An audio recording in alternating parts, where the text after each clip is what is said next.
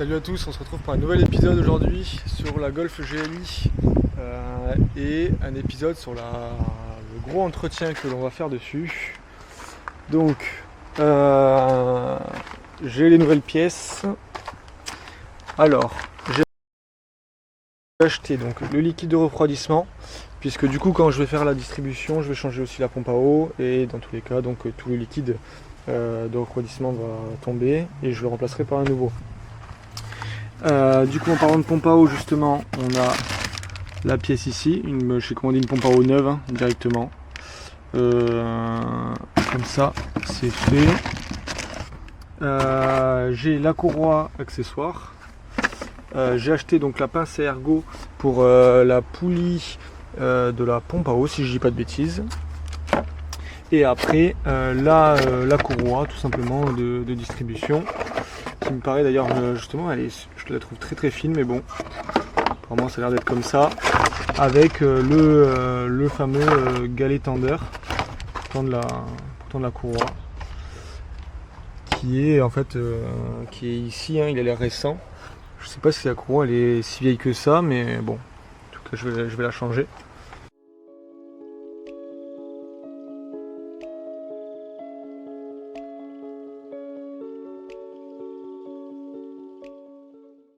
Bon, ça m'a saoulé en fait pour enlever le troisième boulon. Le truc c'est que la poulie elle tourne. Donc j'avais l'idée de mettre les deux vis, comme vous avez peut-être dû le voir vite fait, les vis un petit peu sorties, mettre un tournevis et comme ça faire, vous voyez ce que je veux dire, faire appui sur le tournevis pour desserrer ce boulon. Sauf que ça fait foirer le pas de vis de l'autre boulon. Donc je vais pas me faire chier. J'ai pris la clé à choc, je vais foutre 2 coups de pétard dessus et je pense que ça sortira plus facilement.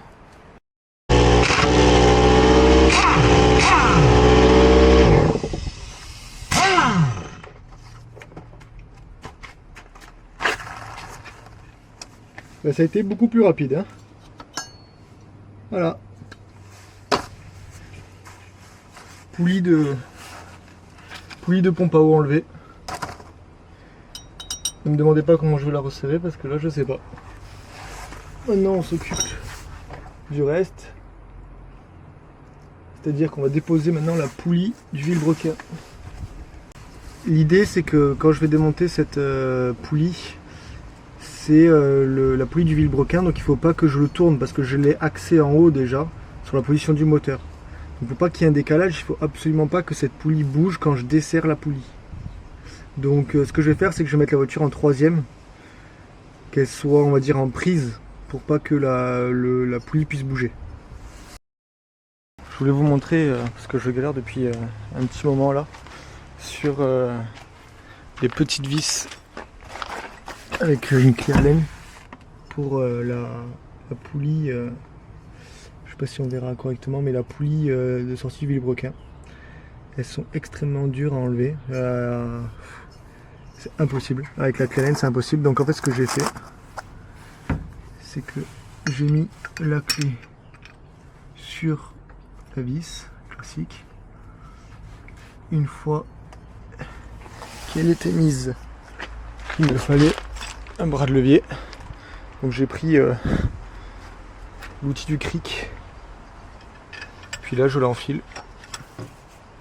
Et après, je pousse très fort vers l'avant, et pour dévisser la vis, ça fait un bruit un gros bruit, puisqu'en fait elles sont grippées. C'est ces vis là, elles se grippent, c'est assez fou, donc je comprends pas trop, mais bon. Donc là il me reste plus qu'une, ça va faire 45 minutes ou 1 heure, j'y suis je pense. C'est un peu la galère. Bon, du coup cette vis là elle est un peu foirée, enfin le pas de vis est un peu foiré.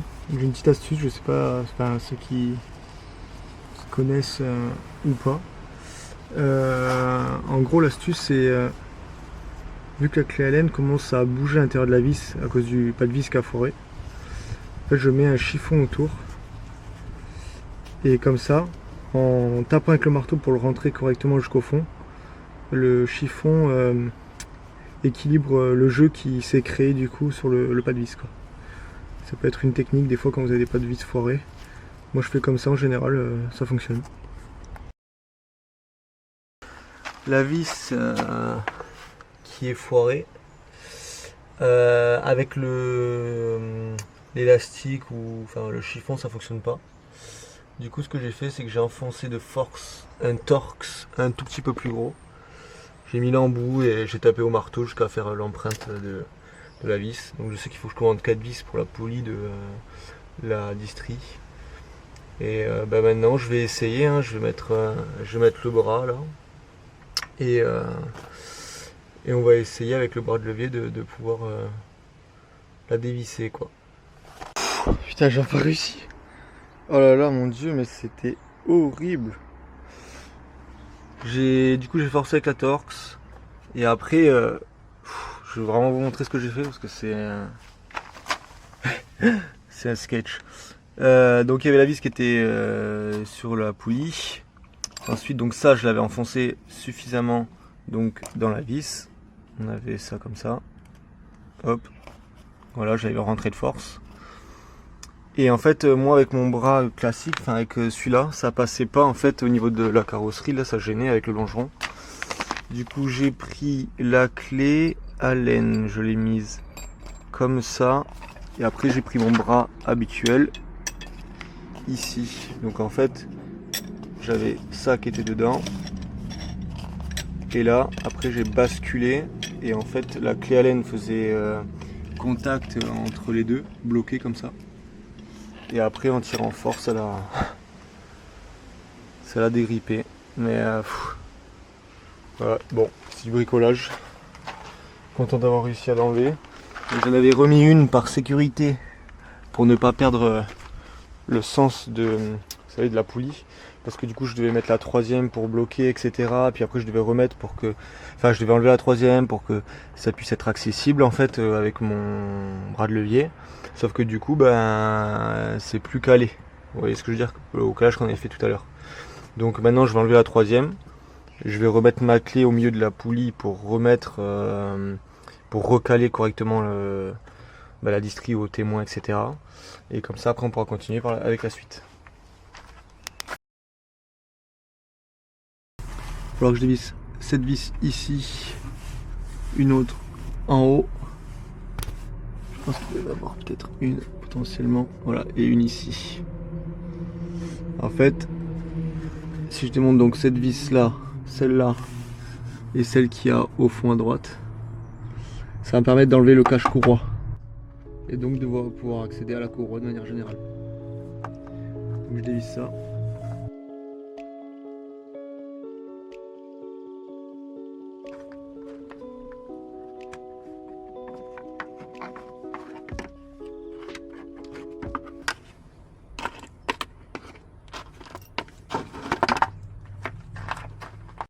Donc là, une fois que le cache est démonté, ce qu'on va faire, c'est qu'on va remettre la poulie pour checker tous les points de calage. Vous voyez, il y a des points blancs à chaque fois sur chaque endroit pour vérifier les différents points de calage. Donc, je remets ma poulie. Dans tous les cas, il n'y a qu'un sens parce qu'il y a des trompeurs avec une petite pige. Donc là, on est dessus. Et maintenant, on va check tous les points de calage. Maintenant que j'ai vérifié tous les points de calage entre la poulie et l'arbre accessoire, mais aussi ici entre la poulie et le plan de joint, je vais pouvoir desserrer le galet tender avec la pince à ergot et retirer la courroie.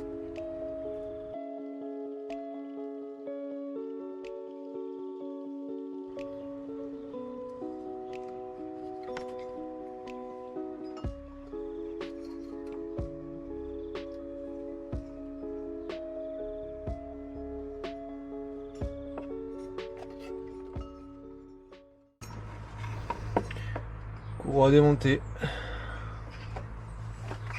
Le goujon, on appelle ça la vis, est trop longue et fait que le galet tender touche le châssis. Les nouveaux galet tender à pince à ergot, mais ils n'ont jamais changé le goujon. Parce qu'en fait le truc chiant avec ces goujons, c'est qu'il faut démonter le support moteur, lever le moteur et ça permet en fait d'avoir accès, enfin de sortir le guide tender normalement. Donc ce que je vais faire, parce que dans tous les cas il faut que je change le goujon, c'est pas comme ça qu'on fait. Si on change un galet par un rein plus récent, on démonte le goujon, c'est tout. Donc là, ce que je fais, c'est que je fais écrou contre écrou. Là. Et là, il faut que je desserre. Donc, comme ça. Voilà, et là je fais sortir le goujon en fait. Là c'est le goujon qui tourne dans le moteur.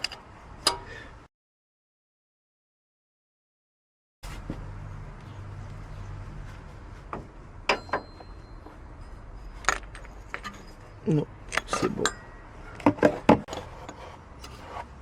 Donc voilà.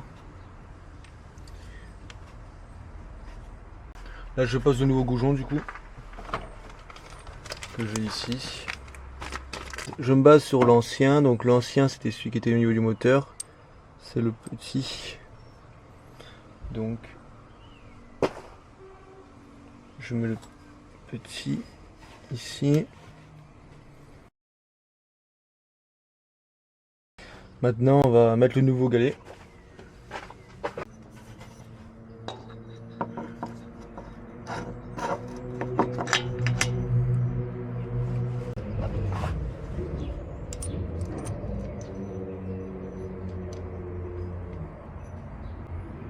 Avec la rondelle et la vis.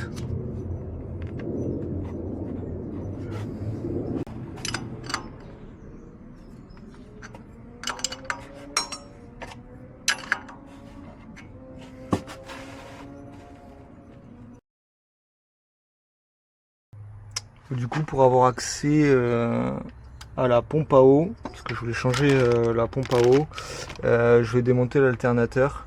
Donc simplement avec le boulon et la grande vis à mon avis qui doit le traverser.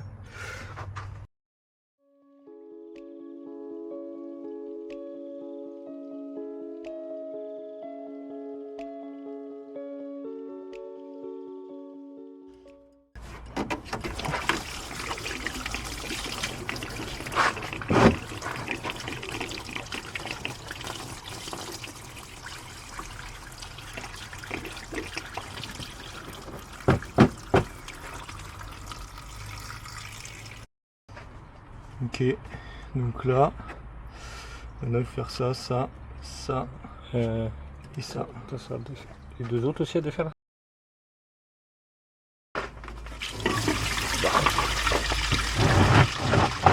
Pourquoi je désert? Je m'attendais pas autant d'eau. Heureusement qu'il fait 12 litres le truc parce que...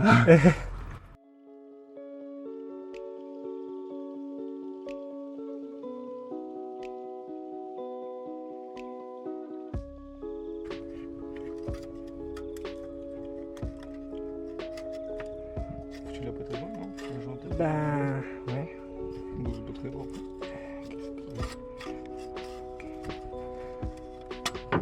Parfait, non? Ouais, tu vas avoir un peu d'eau qui va couler, je pense. Ah! Bon, voilà, c'est le calibrage.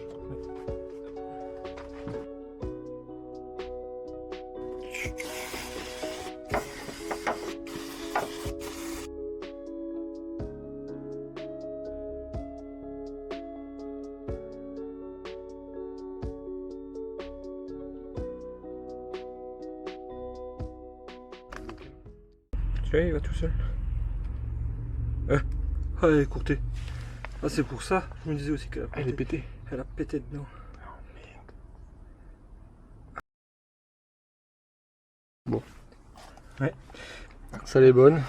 Celle-là, la cassée nette par contre. Ouais, par contre.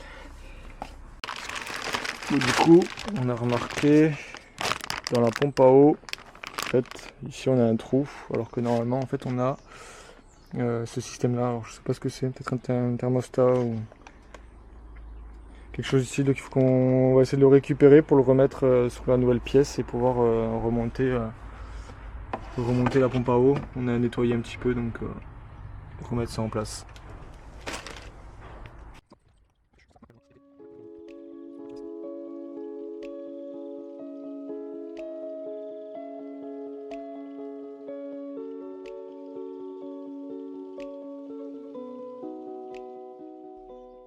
Bizarre.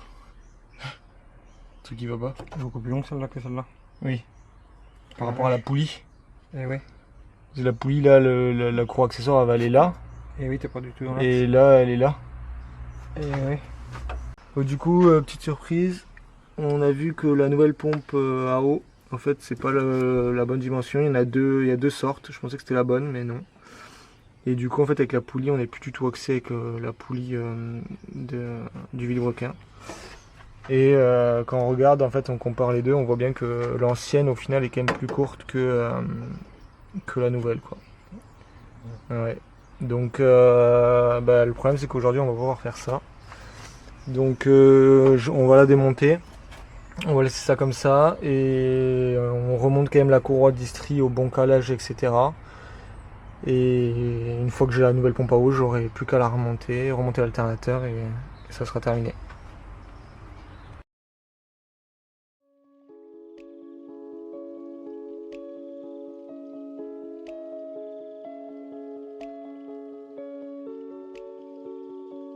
Faut qu'on puisse faire un angle droit.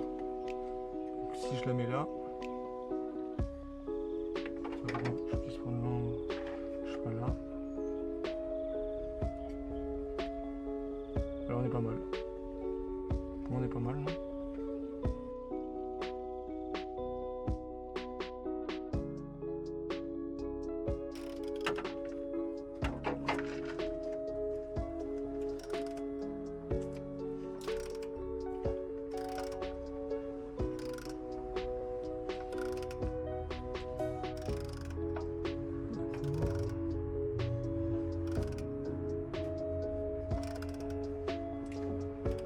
Pourquoi elle tourne comme ça?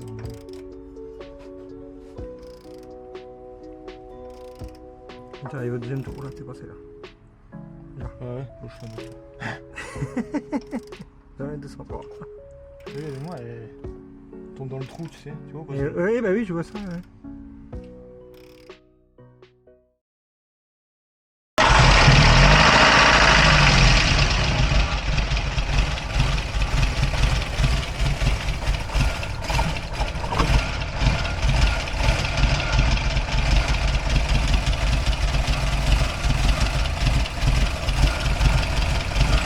Ah, c'est bon.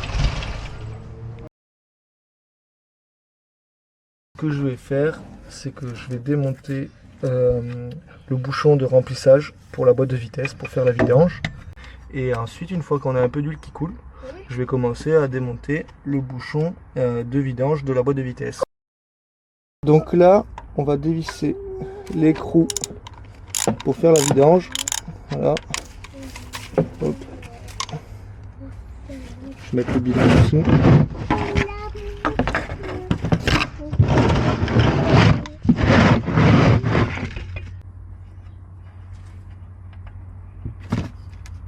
Ouf, elle est dégueu l'huile. Oh, elle est marron. Je fais bien de faire une vidange de boîte parce que l'état de l'huile, c'est assez catastrophique.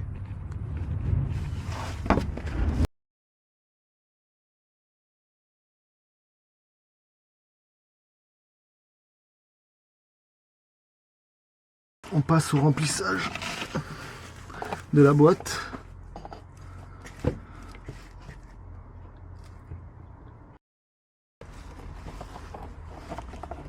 Donc là, j'ai mis à peu près la moitié. La petite astuce, c'est de mettre donc le Mecacil, je sais pas comment on prononce, Mecacil, c'est un ultra lubrifiant pour les boîtes. En fait, c'est la petite astuce, c'est de mettre un peu plus de la moitié de ce produit dans la moitié de l'huile de boîte. Voilà, j'y suis. Je mélange donc le Mecacil dans ce récipient là, comme ça ce sera vraiment bien mélangé, et après je verse dans la boîte de vitesse pour que vraiment déjà tout soit bien mélangé quoi. Maintenant que j'ai fait le mélange, je remets dedans.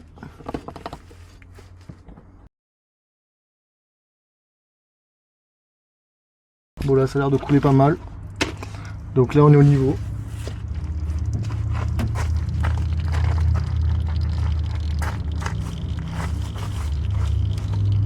Hop.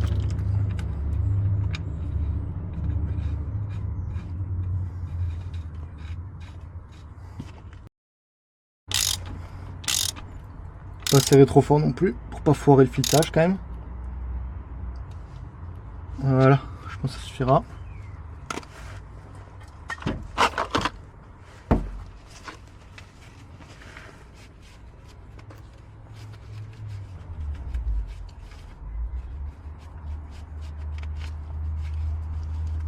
Après ça sera toujours à vérifier que ça fuit pas des deux bouchons quand même une fois le moteur chaud, vu que l'huile va se devenir un peu plus liquide. Donc voilà, vidange de boîte terminé. C'est que je vais démonter en fait les 4 roues. Je vais démonter les 4 roues de la voiture, puisque vous voyez les jantes, j'en avais déjà parlé, mais les jantes elles sont abîmées. Là on voit, c'est là où il y avait de la rouille, hein, j'ai percé donc. Enfin j'ai percé, j'ai mis un tournevis à traverser.